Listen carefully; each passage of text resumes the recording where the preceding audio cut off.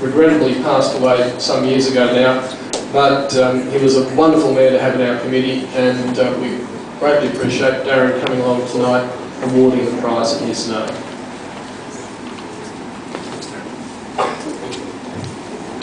Thank you very much.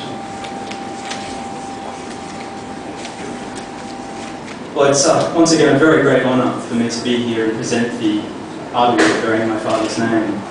My father was a humble man by nature, and I do not doubt that he would be both surprised and delighted by the ongoing legacy of this art award. This annual religious art exhibition was something very close to his heart, something he looked forward to each year, and something he was very proud to be a part of. Part of the reason for that is his own preoccupation with an interest in religion and spirituality, themes that he expressed through his own art making over many years. A prime example of this can be seen in one of his artworks called Cathedral, a type of work that he referred to as sculptural painting, made up of pieces of driftwood worked into a large and complex but unified composition. To him, the power of religious experience was tied not just to human-made structures, but also, and perhaps even more so, to the natural world around us. The idea of the cathedral work was drawn from his own reflection of drifting in a boat downriver, looking upward at the canopy of branches overhead. As trees from either bank reach both up and out, their extended fingers touch each other and intertwine, like the apex of a vast vaulted roof. There in the base of the boat, the sound of rippling water all around, trunks like pillars on either bank, supporting above them the splendid roof of living, blinking rafters. There in such a place, my father found himself touched by a sense of the religious. But the opposite is also true as well, for my father was a lover of history and ritual too. The power of a repeated ceremony, inherited through multiple generations, passed on along the line of so many families over prolonged periods of time, was something he saw imbued with multiple levels of resonance, both on an individual and on a community level. Like Russian nesting dolls fitting one inside the other, the multiple individual experiences meshed and melded into a shared community. The ceremony of faith, designed to answer a call within the multiple hearts of a group of people. That was how my father responded to attending service at church.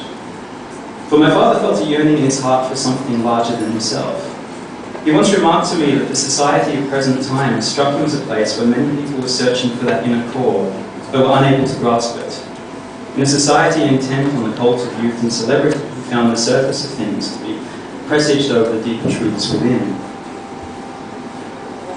When the attitude is out with the old and in with the new, the very ceremonies of repetition that offer a continuity of meaning can be discarded, perhaps to leave an empty space behind that is not easily refilled.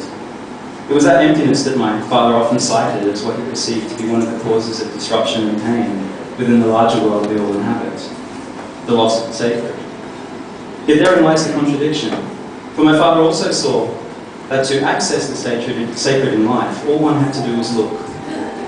Even if all the cathedrals fell and all that was left was a boat adrift upon a river, the world itself could provide a new sacred space within which to access the divine. For my father, the search for the sacred was simultaneously both an outward communal experience and an internal solitary quest. For him, there was no contradiction in these two different directions, the two searches complementing each other perfectly, like the meshing tree branch rafters in his cathedral of branches. For my father, it was the yearning for something both beyond us and paradoxically within us that was such an essential part of his own life path, expressed through his life both as artist and teacher. I think that is one of the many reasons why this art prize meant so much to him. For through it, he witnessed many young artists searching in the same way that he did, using creativity as a door into both outer and inner worlds to grasp the elusive concepts of the sacred and divine, each artist making them their own. Here tonight we see many individual meditations joining together in a communal expression of religion, a congregation of art. I know my father will be inspired by the exhibition here tonight, as I myself am. And so it's with great pride and gratitude, and as always a great honour for me to pay tribute to his legacy and present the 2014 award in his name.